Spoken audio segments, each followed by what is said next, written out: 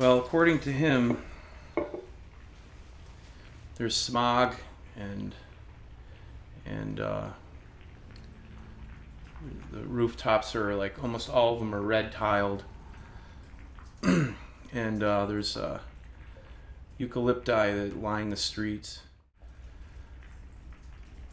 Of course, this is all speculation. Like I haven't found too many people that even know about the place, or too many that can tell me much about it. And when I first was introduced to it, it was through the same source, and I believe he said it was through an encyclopedia, in which I ended up obtaining. And I decided to take this drive. It's been couple months, I think, 2.5 months, I'm not sure. So at one point I was sitting outside of an old gas station. The pumps they're ancient. And I remember stopping and getting out and sitting on a bench out there and just, sort of like taking a rest. Staring at those pumps, just looking at them, and admiring them or whatever, and just realizing that I've been on the road for quite a while on this drive. The book, the encyclopedia, told about this place. Within what I read, there were a few things that I just didn't understand, and I think that even my source, this person, I don't even think he understands it. While sitting on this bench, a red blur went by me, and I don't know what it was. It was a vehicle of some kind. I'm guessing a bus or something. And it created this plume, this like pink plume, because I was in this area where there was a lot of dust, and once the dust settled, I just said to myself, Uqbar.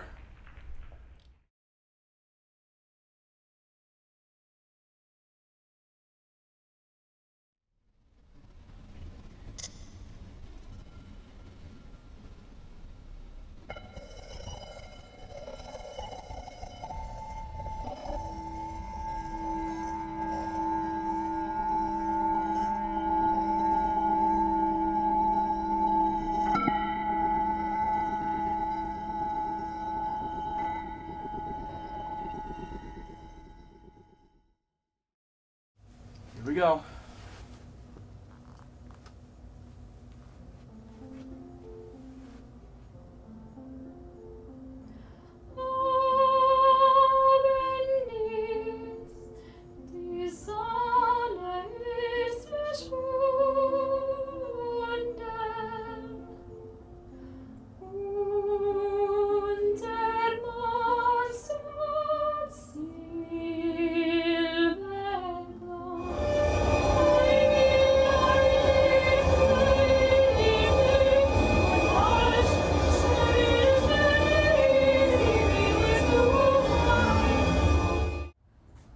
So this album, First Station, has been a completely different experience than putting together North Strand last year.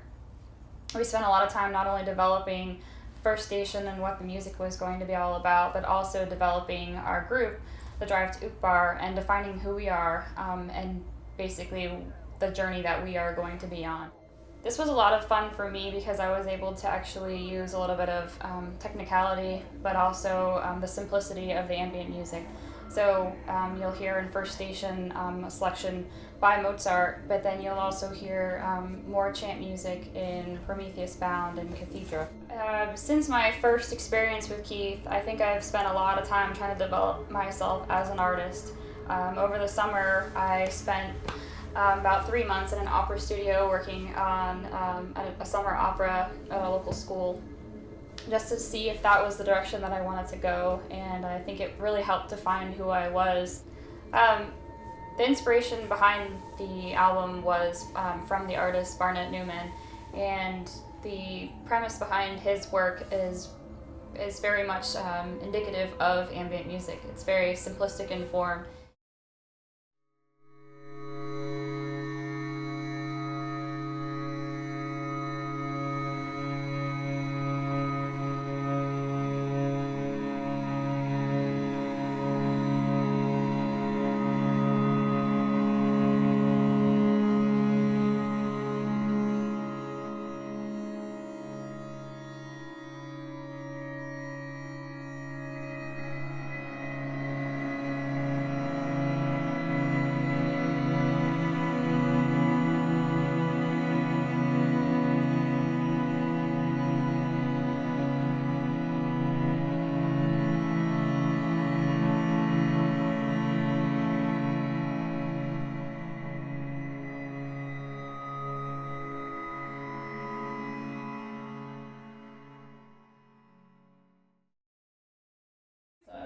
Try something else!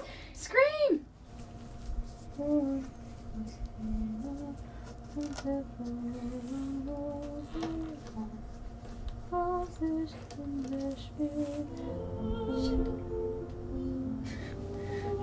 Just start at that point again when we start up again.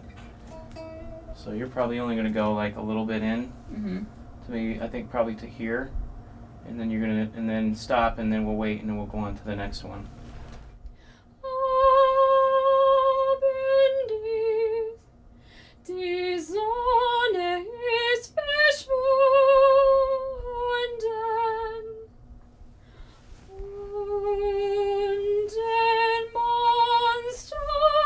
Get up in here when you're doing the intimate ones, okay? When you get to that line, you're going to need to come back here a bit.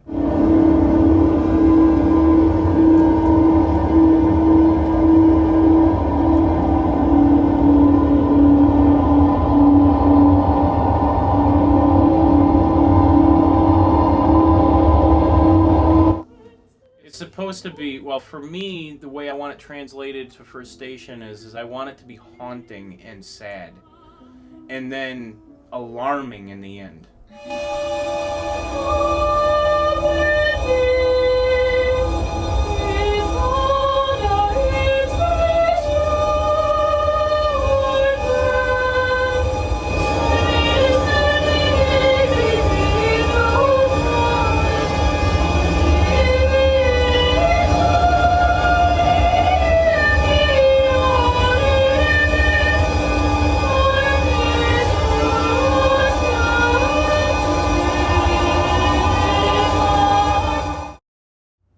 I believe working with Keith has helped really help me develop as a musician in terms of not really defining myself in the sense of defining myself into one specific genre of music or style of singing.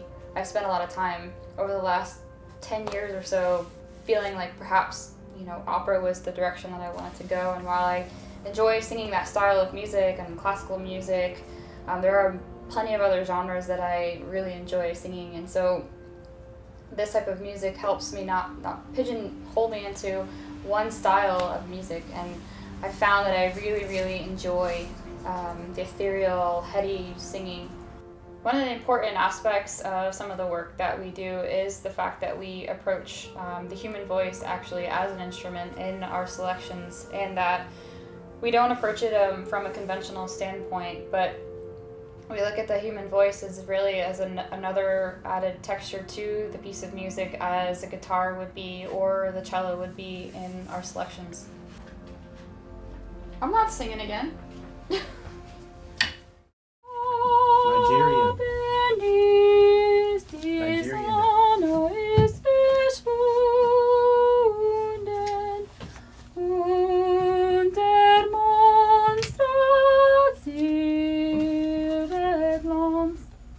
Good? Excellent. Great. Do it again. Well, this has been a learning experience more than anything, this album, which it has actually in my opinion, enriched the actual music. Just, you know, I think learning a lot of times is a key with whenever you're creating anything. The fact is that where this type of music, for lack of a better term or better description, you dream within it. I get up in the morning, it's raining outside. First person I talk to, they're upset because it's raining. I look outside, I think it's beautiful. You know, I don't do any of those things to be dark. It's just what I find as being interesting, and I'm attracted to it just in a natural way. It's like getting into like a space, you know, and I usually start with a platform. Like with each painting, I would create a platform for it. And say, okay, this is the color field. Let's say the color field that say Newman used. This is the color field of the music. Would be my platform. If I was to talk to somebody, pull somebody off the street, listen to the album, you know, I think that they would find one song beautiful, like maybe even almost tears beautiful, and then the next one horrifying. It's very eclectic. I like to parallel the album with a rock album, like say from the Scorpions, as an example. You know, they have hard rock songs on their albums, and they have ballads.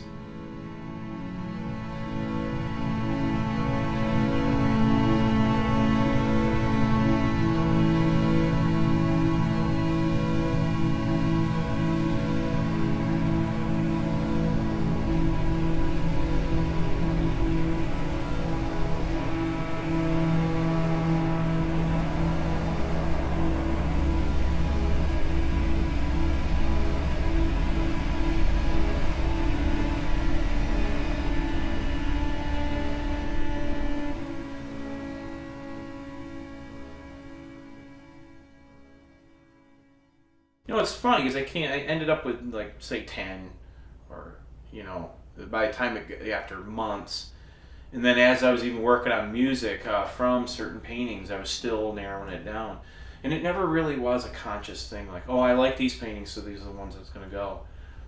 And it wasn't even like I had a painting and then I did the music to the painting. Sometimes I'd start a little bit of music and I thought of the painting, and the painting would then become so. It went back and forth. I'd like to, when I'm done with this, when it's all said and done, I'd like to say that it was a truly honest piece of work. Ultimately, musically, we really don't want to define ourselves. If we had to put a genre with what we're doing, this album really would be a cross between ambient, dark ambient, experimental. We felt that we would be able to reach a diverse crowd with what we were doing. The album itself really was an inspiration to us and helped us really put together a whole selection of potential works that will probably span over really the next 5 years. I'd have to say that I'm really very proud of the work that we've done with First Station. Hello? Still nothing? Nope.